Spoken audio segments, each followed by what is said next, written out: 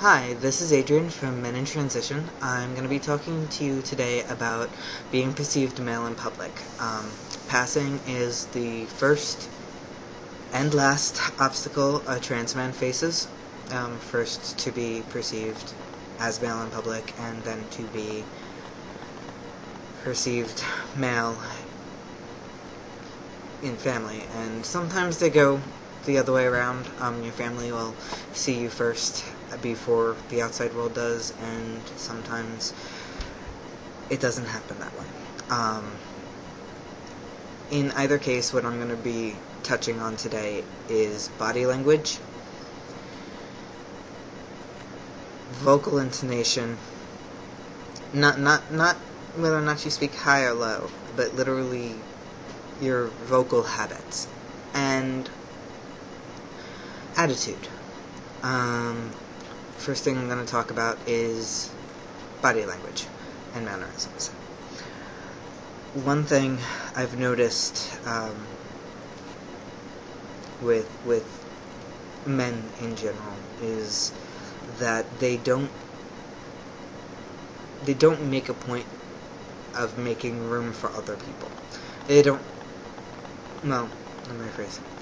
Not all go out of their way to take up more room, but rarely do any actually take up less. Even the men who cross their legs and put one arm in usually have one arm up on the back of the couch. They've spread something of them out.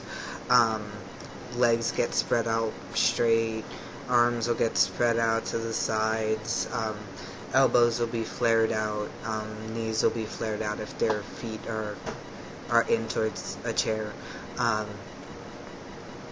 And one way or another, men push a part of them out to take up more room. This is not necessarily saying they are invading other people's space, but more increasing their own personal space to keep people out. Best way I can explain it is put your hands on your upper thighs with your fingers pointing in towards each other, but not towards a V, where the center of your knees, in between your knees would be. And then roll your shoulder forward a little bit, like this. They'll look broader. You get that line thing going on. And watch what your elbows do. They're not touching you. In fact, there's nice gaps in between either side.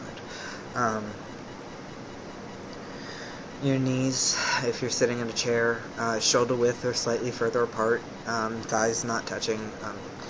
And unless you're a big guy, in which case, well, you do what you can do.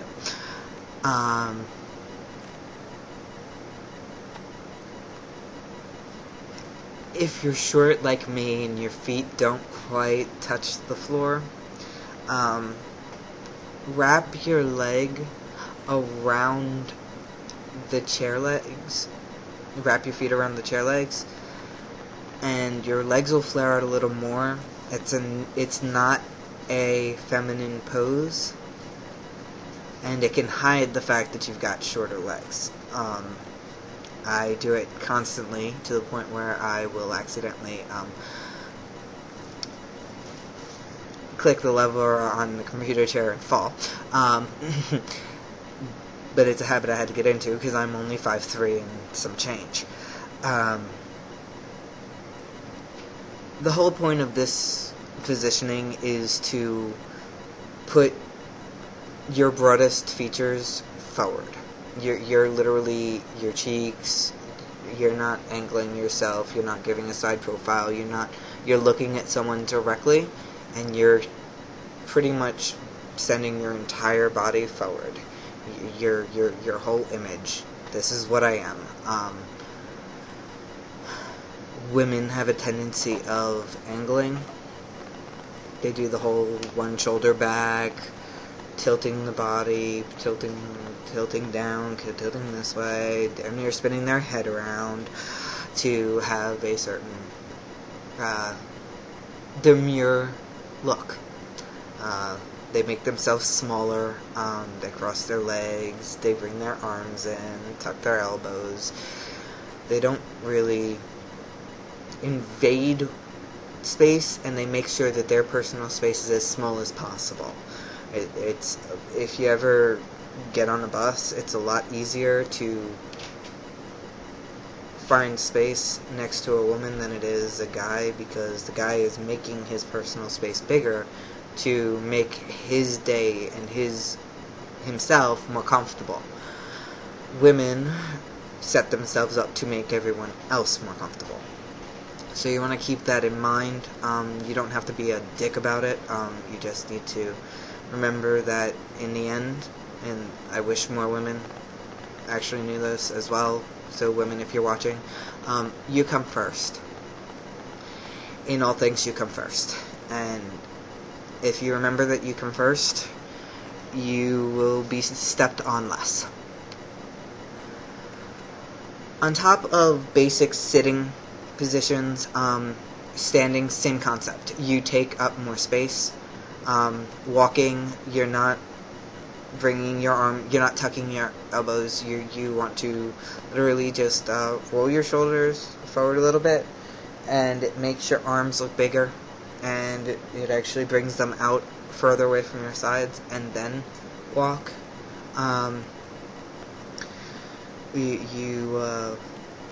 You really just want to take up not as much space as you possibly can, but enough space that if someone was to walk next to you, you wouldn't feel crowded. As opposed to having to move away, they can't get close enough to you to put you in that position.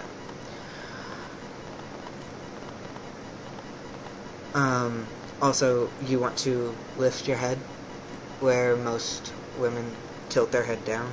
You want to lift yourself. Most women, you'll see them, they do that whole head thing. MySpace selfies. Or whatever, I don't know. You want to you want to be confident. Almost like you're looking down at them. Even if you're 5'4" or 5'3" and change. You still want to lift your chin, because, especially when you're shorter, because you're already going to be at, like, this angle. You lift your chin, and you're more likely to be looking them in the face. Now, don't go like this, because that's just silly. But lift your head in confidence, even if you don't feel it. And that's that big thing, is your body language can show more than what you feel if you consciously actually put yourself into positions. As for mannerisms, first thing I ever noticed, when guys sit down, sometimes it's imperceivable, sometimes it's dramatic, they kind of take a little bit of fabric at the top of their pants, they kind of hike it up a little bit, up the thighs. And that, I asked a friend, and it's to give the twig and dingleberry some room. So do that, even if you're not packing, just to at least give the illusion that you're trying to make yourself more comfortable down there. And quite honestly, having not done it packing, it does actually get uncomfortable. So if you're packing, definitely do it. If you've been having some uncomfortableness sitting down, that may be why. I'm trying to think. Well, yeah, that pretty much sets the mannerisms that I've noticed up. I wouldn't worry too much about hand gestures unless you're doing the whole, like, or whatever, I don't know, what was that movie, Clueless or something? Whatever, no, I do say whatever, that comes from being from New York. We do that a lot, at least it's a habit I've not dropped from New York.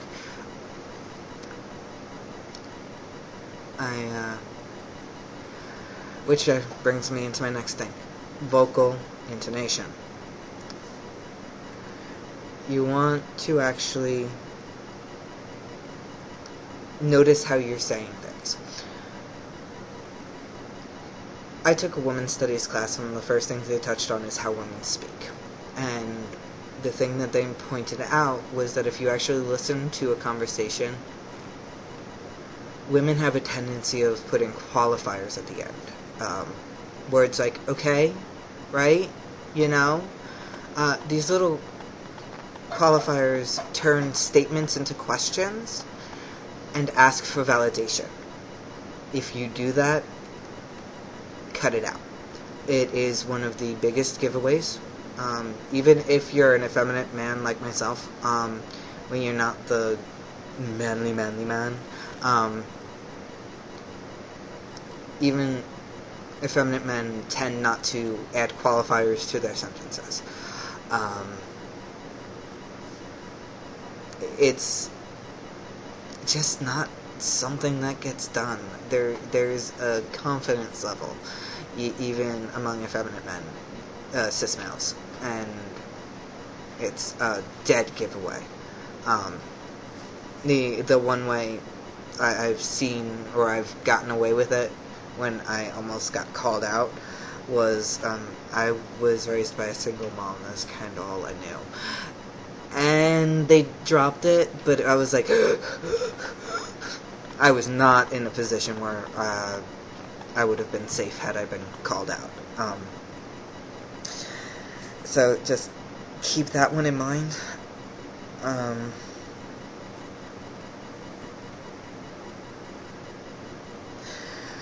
Other than that, really, confidence. Even if you don't feel it, if you exude an attitude of confidence, people are going to be less likely to call you on it or make statements implying that you are not male. If you are walking around with your head held high and broad-shouldered, and you've locked your back so your hips aren't doing that damn swaying thing that they do if you're not paying attention, and you're just doing that, and someone just goes, well, you've kind of got a baby face, what are you, a girl in disguise or something? You just look up at them and go, what the fuck are you talking about? And go on your way.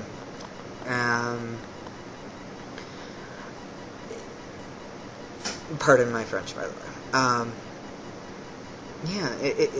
You really just need confidence, because if you have the confidence to tell someone they're wrong, then someone calling you the wrong thing would be just like someone calling someone else the wrong thing. Like the person who sees a name on a paper and goes, well, that could go either way, I'm gonna guess, and they guess wrong, and the person's like, right idea, wrong gender. Oh, sorry, and goes about the day. Unfortunately, that's not always possible. Doctors, people who actually get to see your medical records, but you could still assert yourself and let them know that they are actually doing you and themselves a disservice by misgendering you.